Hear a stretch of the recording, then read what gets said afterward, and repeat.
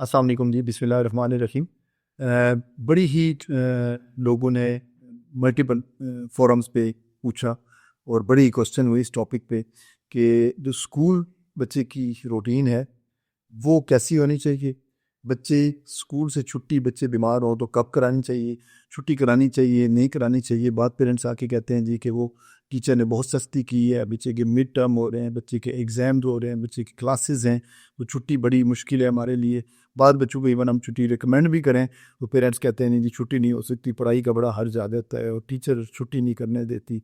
अब इस टॉपिक पे मेरा ये ख्याल है कि अगर आप देखें दुनिया में तो बहुत सारे ममालिक ऐसे हैं जिनके बच्चे लेट स्कूल जाते हैं, 7, 8 पे स्कूल जाते हैं, लेकिन वो उनकी लिटरेसी रेट हमसे ज़्यादा बेहतर है।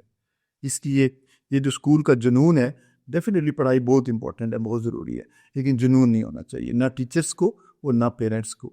अगर आपके बच्चे को बुखार है, अगर आपके बच्चे को नज़ला ज़ुकाम है, अगर आपके बच्चे को खांसी है, या अगर आपका बच्चा किसी शदीद बीमारी का शिकार है जिसमें उल्टी मोशन भी हो सकते हैं, कोई शदीद कान का दर्द, कान से पीप का आना, या इस तरह की बीमारियाँ, कोई बीमारी हो सकती है, तो आप कोशिश करें कि अपने बच्चे को 1-2 दिन स्कूल से ऑफ करवाएं। अब ये स्कूल से ऑफ करवाना क्यों ज़रूरी होता है?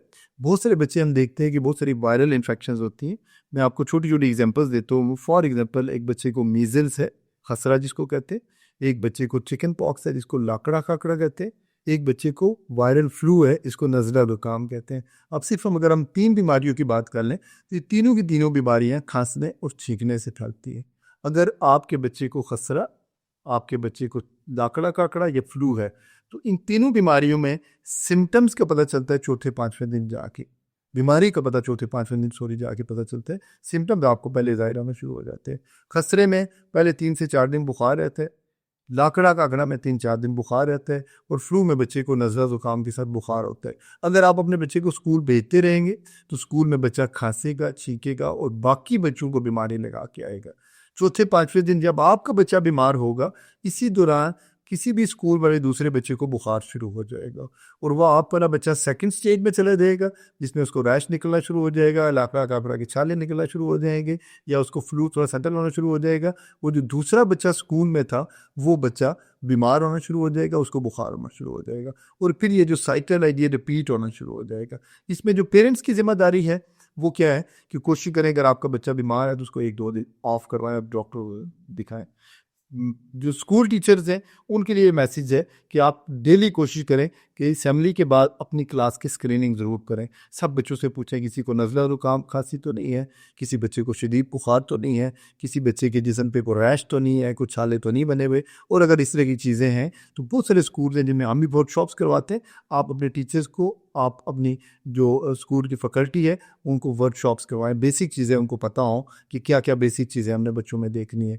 और अगर बेसिक चीज़ों में अगर आपको लगता है कोई मसला है तो आप बच्चे को 1-2 दिन स्कूल से ऑफ करवाएं। उस छुट्टी कराने का मकसद ये नहीं होता कि पढ़ाई हर्ज हो जाए, उस छुट्टी कराने का मकसद ये होता है कि आपके बच्चे की वजह से कोई दूसरा बच्चा बीमार ना हो जाए।